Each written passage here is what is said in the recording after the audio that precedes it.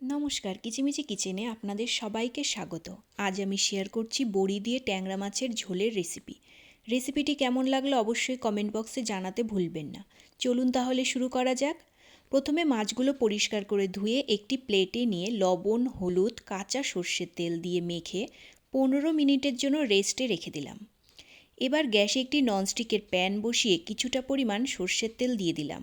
তেল গরম হয়ে গেলে একে একে মেখে রাখা মাছগুলো দিয়ে দুপাশ উল্টে পাল্টে ভেজে একটি প্লেটে তুলে নিলাম। এবার ওই তেলেই কয়েকটা বড়ি দিয়ে নাড়াচাড়া করে লাল লাল করে ভেজে একটি বাটিতে তুলে নিলাম। এবার প্যানে আরও কিছুটা সর্ষের তেল দিয়ে দিলাম।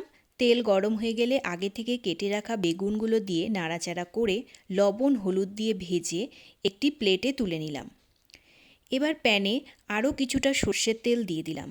তেল গরম হয়ে গেলে কালো জিরে, শুকনো লঙ্কা, তেজপাতা ফোড়ন দিয়ে দিলাম।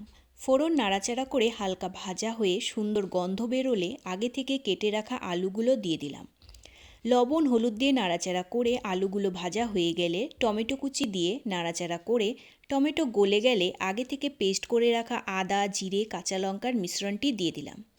আলুর সাথে মশলা ভালো করে মিশিয়ে সামান্য চিনি দিয়ে নাড়াচাড়া করে মশলার বাটি ধোয়া সামান্য জল দিয়ে মশলা ভালো করে কষিয়ে পরিমাণ মতো জল দিয়ে দিলাম।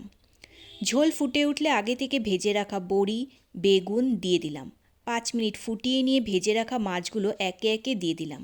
হাই ফ্লেমে 10 মিনিট ফুটিয়ে নিয়ে নামানোর আগে ধনেপাতা কুচি, ভাজা জিরের গুঁড়ো দিয়ে লো ফ্লেমে 5 মিনিট ফুটিয়ে নামিয়ে নিন।